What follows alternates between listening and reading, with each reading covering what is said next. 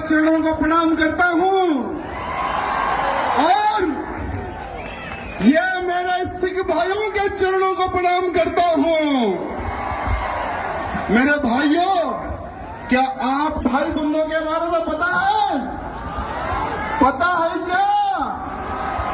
देश की रक्षा हो या धर्म की रक्षा हो, सबसे बड़ा बलिदान देने वाली कौम है ये।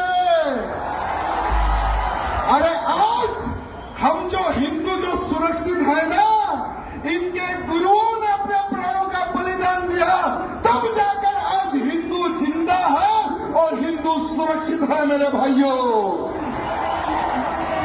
लोग भूल रहे होंगे, लोग इतिहास छुपा रहे होंगे, लेकिन इतिहास छुपाए से नहीं छुपता। मेरे भाइयों, मैं एक ऐसे हिंदू वीर योद्धा, ऐसे कई लोग आए और चले गए, जो जो धर्म के लिए कार्य करते हैं उनका नाम रह जाता है मेरे भाइयों, और भूतो ना भविष्य कभी किसी को हम भूल नहीं सकते।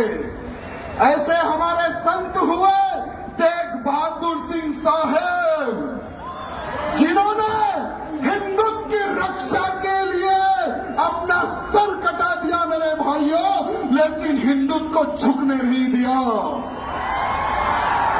अरे एक समय था मुगलों का, औरंगजेब हरामी, औरंगजेब एक हरामी हिंदुओं को तलवार की नोक पर धर्मांतरण कर रहा था।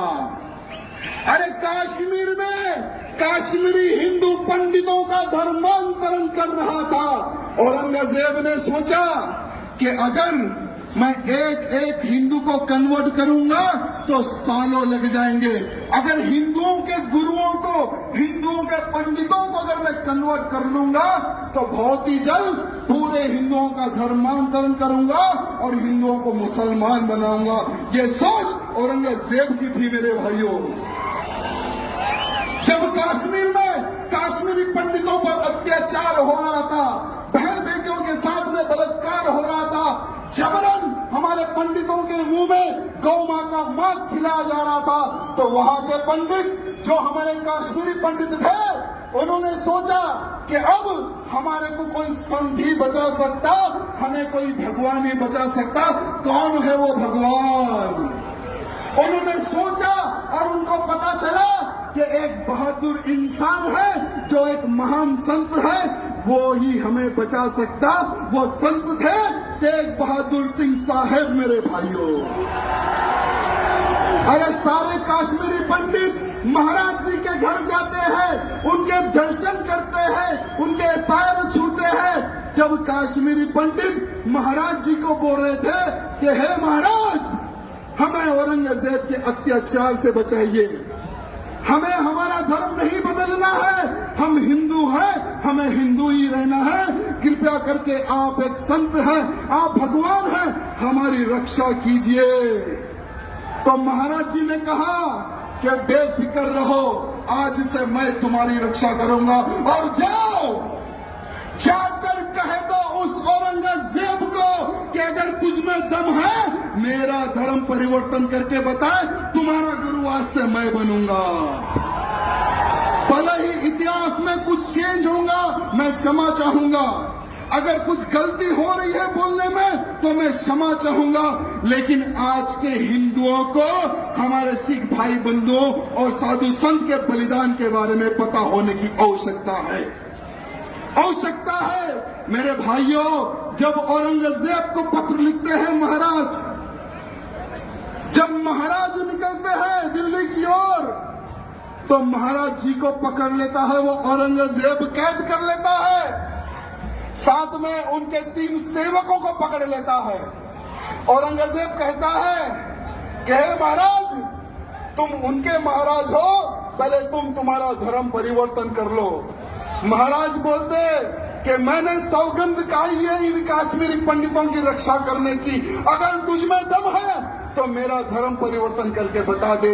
ये चैलेंज करते हैं हमारे महाराज। वो समय की बात बता रहा हूं मेरे भाइयों। वो क्रूर, वो पापी औरंगजेब महाराज के जो 3 शिष्य शिष्य थे उनको महाराज के सामने जला देता है, उनके सामने काट देता है, उनके सामने भून देता है तेल में।